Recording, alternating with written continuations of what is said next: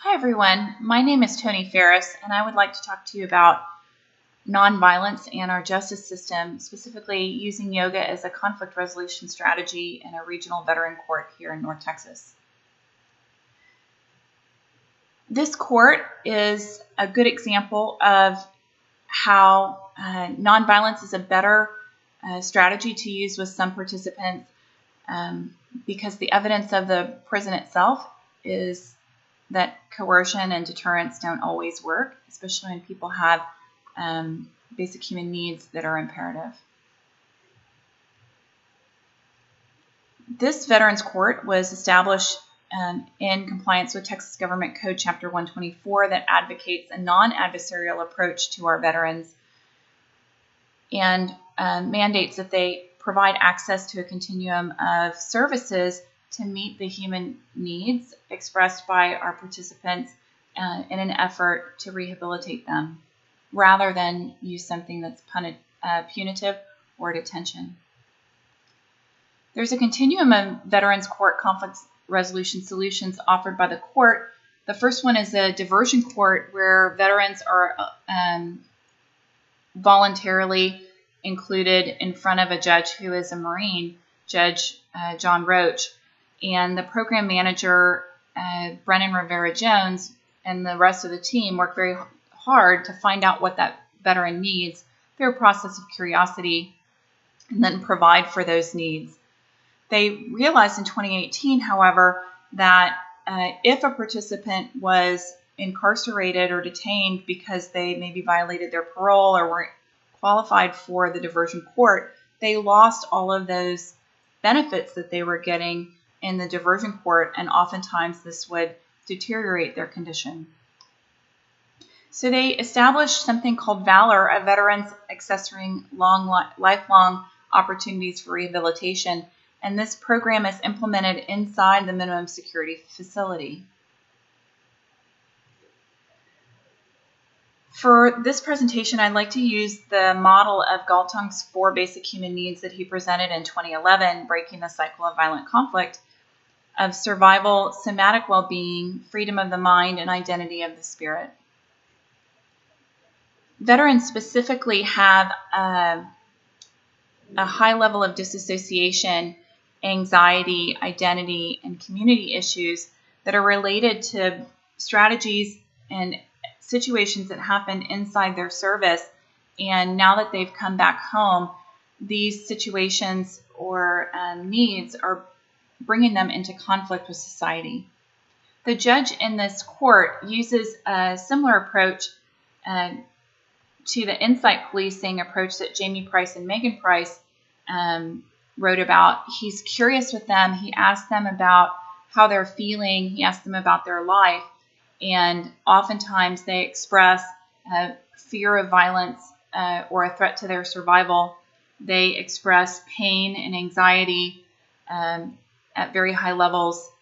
They have this disassociation where they've disconnected with their body, creates a sense where they can't meet their own needs, or oftentimes have a high level of addiction or thrill-seeking behaviors.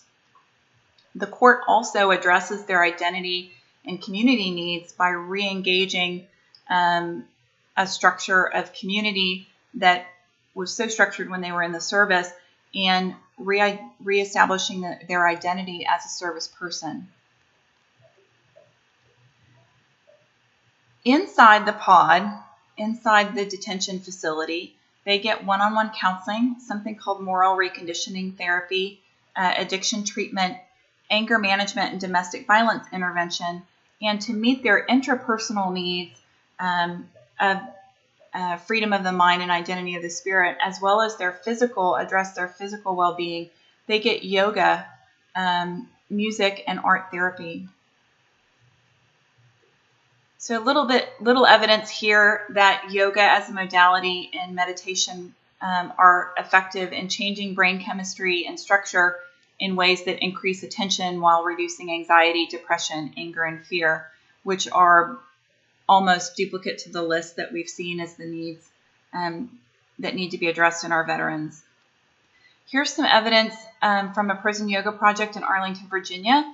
It's a general population program, not a veteran-specific one, but it found that there was an 84% reduction in the number of jail offenses committed by inmates that had been enrolled in the class over that 7-month period. So here's some evidence that yoga does specifically work for conflict resolution. The tradition of yoga that we practice with the inmates is a tradition from the Yoga Sutras of Patanjali, which states that the purpose of yoga is to quiet the chatter of the mind. Most people feel or think about yoga as a physical activity, and it is. It does address the somatic wellness. However, the posture and breath control are used to teach meditation and a sensory reconnection with the self. Sometimes it's called self-realization.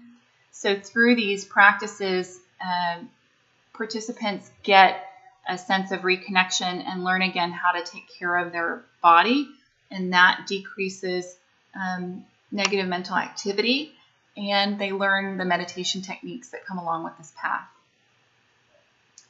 We use the nonviolent communication style, which respects the autonomy of each participant and gives them choices so that they practice choosing which version of the postures make them feel better.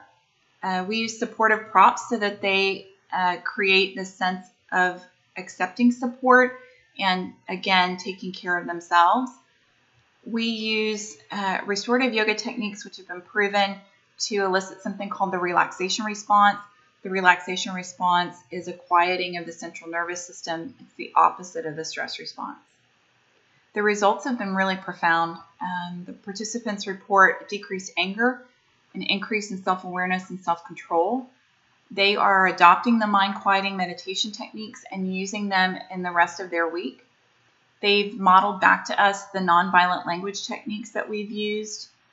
Several of the participants have had a radical increase in mobility and reported a decrease in their pain levels. And through the program as a whole and this kind of time they've spent with themselves, they have this increased sense of identity and a restoration of their community that continues when they go out of the program, getting a warm handoff back into their new homes.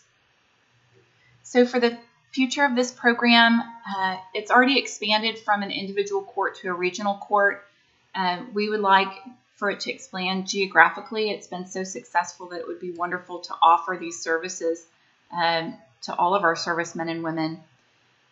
Right now, the Diversion Court has equine and support animal therapy. We would love to bring that into the detention facilities as well.